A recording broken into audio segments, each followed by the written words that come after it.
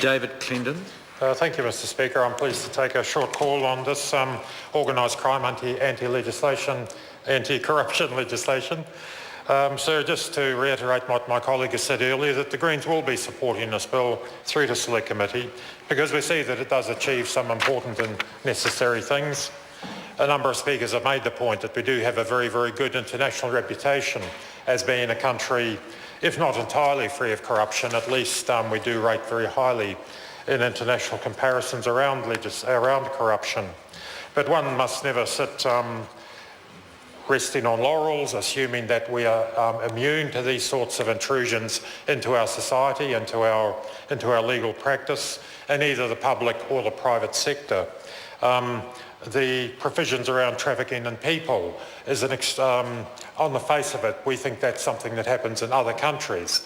But in quite recent times, we have seen examples at the lower end of the scale where people have been exploited.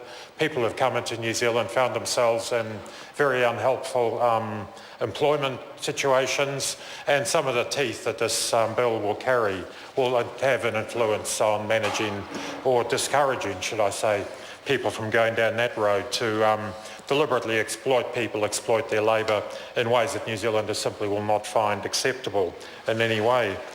Sir, I'm pleased that it is the provisions in this bill, particularly around organised crime, do reflect a somewhat more sophisticated debate than we've had in recent years about organised crime, because for far too long, reference to organised crime has immediately brought out references to gang problems in New Zealand. And I'm under no illusion, sir, that yes, some of the organised criminality in New Zealand is carried out by gangs and gang members, members of some gangs, I should say. But I think for too long we've simply dismissed the whole business of organised crime and gangs as being conflated. We had this entirely unhelpful notion of suppressing gangs and a misapprehension that by doing so we would suppress organised crime. In fact, more recently we've seen a much more enlightened attitude, and I'll just quote the previous or the former police minister, Ms Tolley, who said that earlier this year that we need to accept that you're never going to arrest your way out of the gang culture.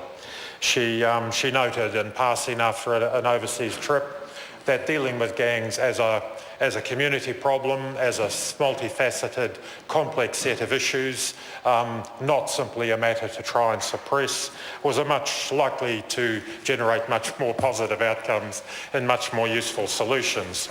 So in that sense, sir, we do welcome that legislation, that it will introduce a much more helpful, sophisticated debate around the nature, the appearance and the reality of organised crime in New Zealand.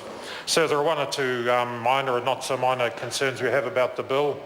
Clearly there are privacy issues incorporated into some of the provisions, which are always matters which we take seriously, as I'm sure other parties do.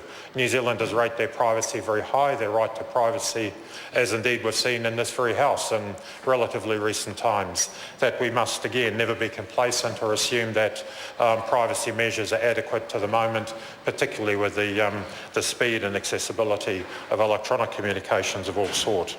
So while I think in general we can offer significant support to this bill, we do look forward to the Select Committee process, to encouraging and hearing from people with a level of expertise across quite a whole range of matters and issues that are contained, given this is an omnibus bill, and we'll actively participate in that, and we'll look forward to further debates. Thank you. Carmel Sepuloni, a 5-minute call.